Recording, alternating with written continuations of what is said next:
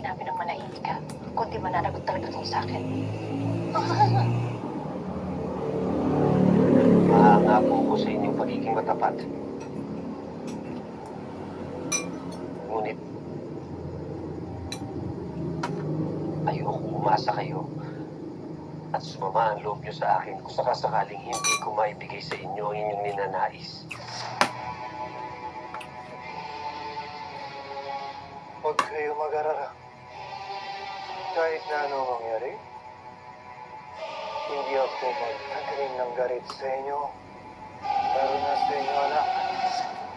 Ang nais ko ramang ay magkaroon ako ng pagkakataon. Napatunayan na ako ay karapat-dapat sa inyo, anak. Yun lamang ko.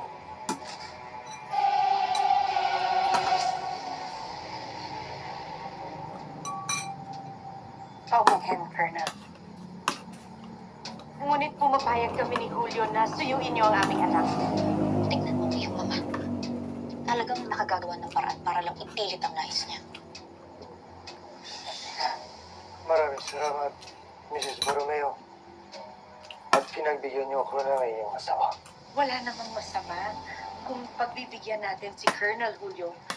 Lalo't hindi naman niya pinilit si Teresita at lalong hindi niya naman tayo parurusahan.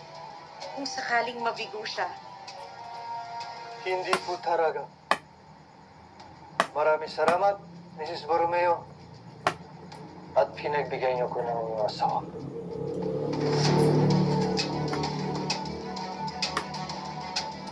Dinistril. Oo, alam mo po, at bumalik na lang ako. May pwede pa mo ano mo.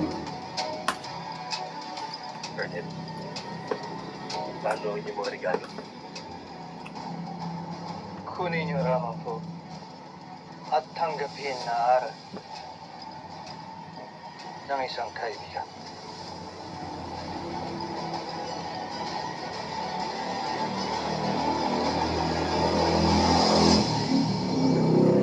Mamahal.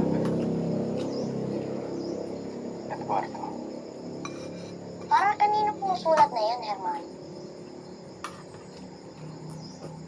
Para sa aking kapatid at kay Teresita. Yung mga artista sa vaudeville. Para po ba kina Chinita at Morena? Oo. Para malaman nilang nasa maayos akong kalagayan ngayon.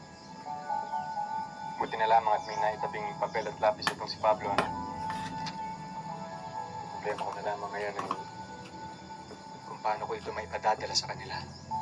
Ako na lang po maghahatid sa kanila. Ibig niyo po ba? Iyan ka na naman, Juan. Napakalayo ng kanilang kinaroroonan. Mapanganib sa'yo maglakbay na mag-isa. Minamalit niyo na naman po ba ako, Hermano? Hanggang ngayon, wala pa rin po kayong tiwala sa akin. Malaki tiwala ko sa'yo, Juan. Sa mga hapon na isulat.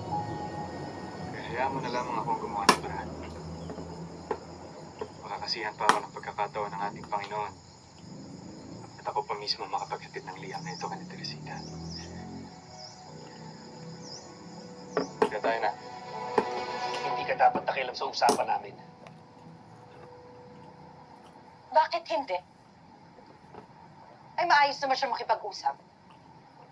Hindi katulad ng ibang lalaki dyan na bastos. At walang galang sa akin. Maayos ko siyang kausap, Mama. Kaya